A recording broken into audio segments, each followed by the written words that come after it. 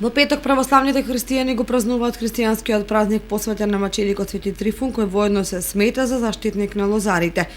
Но овој ден се собираат сите сопственици на лозите и ги закројуваат, со што се верува дека годината што следи ќе има богат род, а овој ден се смета и за ден на љубителите на алкохолот. Ваквото сваќање е неточно, па затоа и од Македонската православна црква излегува со реакција. Еден светител кој што со својот живот и со својот начин на живење додека бил овде на земјата посведочил за тоа како треба да биде, како треба да се живее еден вистински богоугоден православен начин на живот, а и знаеме од неговото житие читајќи дека и маченички го завршува, односно го исповедува христијанството и Христос како единствениот Бог, не подклекнал на сите закани и уцени кои што му биле нудени од страна на тогашните власти, власт која што била незнабожичка и во тоа време посебно ги гонела христијаните.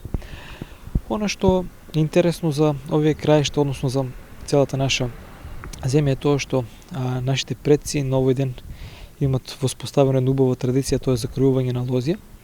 Традиција која што како со таква е навистина убава, но се до оној момент додека не ги поминува оние граници на достоинствено христијанско однесување. Знаеме дека таквите закројувања знаат да преминат во пијанки, или да се пак ќе кажеме лозарите знаат и малку да претераат со пиењето. Апелираме, значи, доколку веќе бараат молитвена заштита, молитвена помош од светителот, сето тоа да биде христијански достоинствено и пред се молитвено, а не да биде недолично како за секој обичен човек, а не па за христијанин. Последните неколку години овој празник се слави заедно со католичкиот Свети Валентин. Младите го прифати овој ден како празник на влюбените.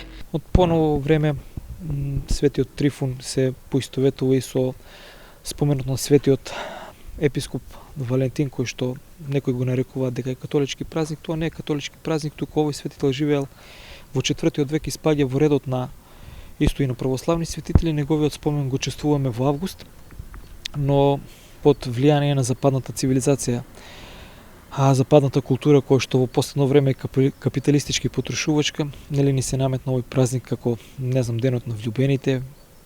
Младите влюбени парови си подаруваат подароци. За нас христијаните должни сме да сведочиме за она вистинската братска љубов секој ден, а не само на одредени денови.